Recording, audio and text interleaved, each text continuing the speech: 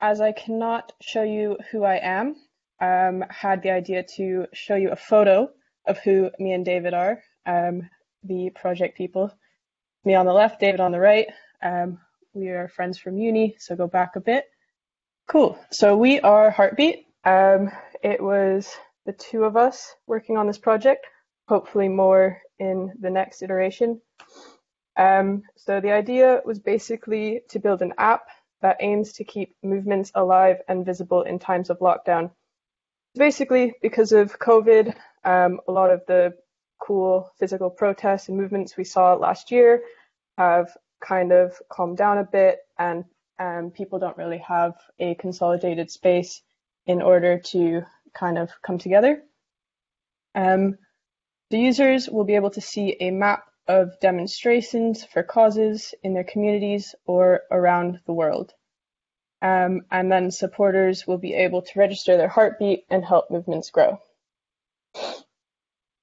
So we started by designing an MVP, the first part being to just kind of get a simple API working to get movements, enable creation of movements, and also allow people to kind of vote for or support a movement.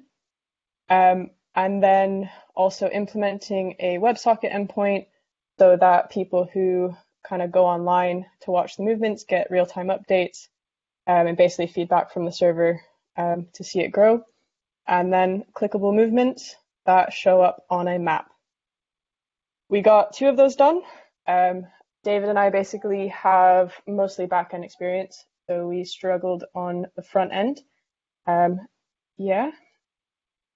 The tech we used was Golang for the server, MongoDB to store data about movements, and then React-ish in order to build the front end.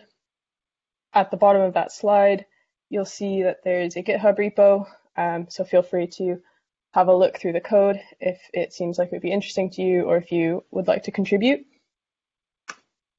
And this is basically as far as we got in terms of creating a front end and kind of what we had in mind, but basically just kind of a map that lets people potentially start in on a localized space and zoom out and see movements, and then dots that get bigger based on how many people have decided to support them.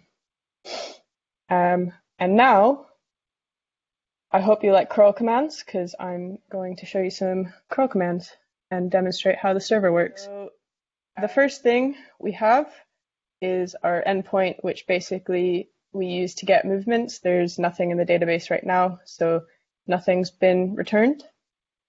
Now I can then decide to create a movement with a title, a summary about the movement, and a location. Ideally, we would actually fuzz the location so that we wouldn't be storing, anything super duper real.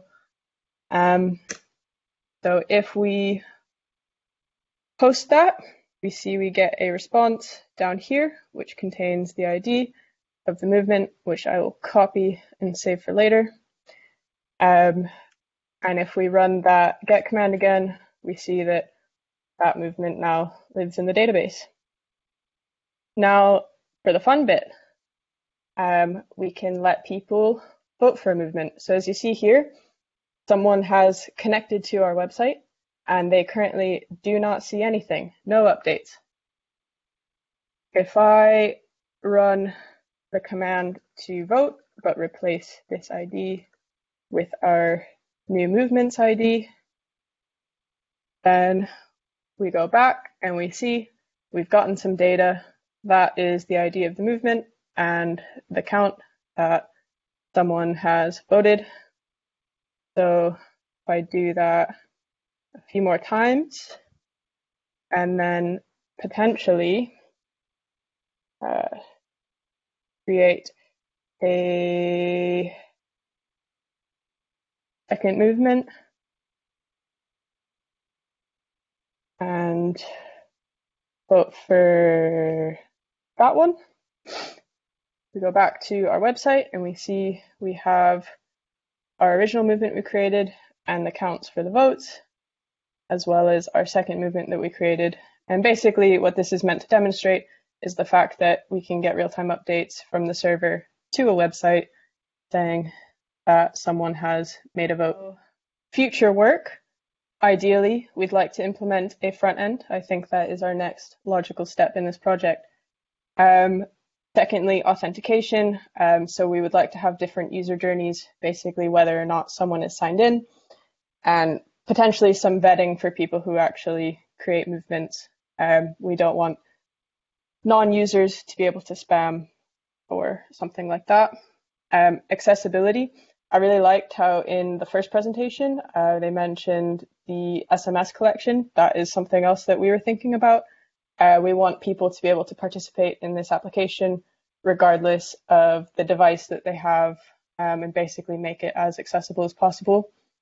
And then also thinking about non-supporters, because part of what makes a movement super strong is not just the fact that a group of people are getting together and, you know, showing their support for a cause, but also the fact that they kind of have some implication and some visibility from people who don't necessarily support it or aren't necessarily actively participating. And that's it for our presentation. So I just want to say a quick thanks to Women Driven Development, the organizers, the different cloud providers, Eddie for his live stream yesterday and support, all the hackers and everyone else. I put supporters in case I forgot anybody. But yeah, that is our project. Thank you.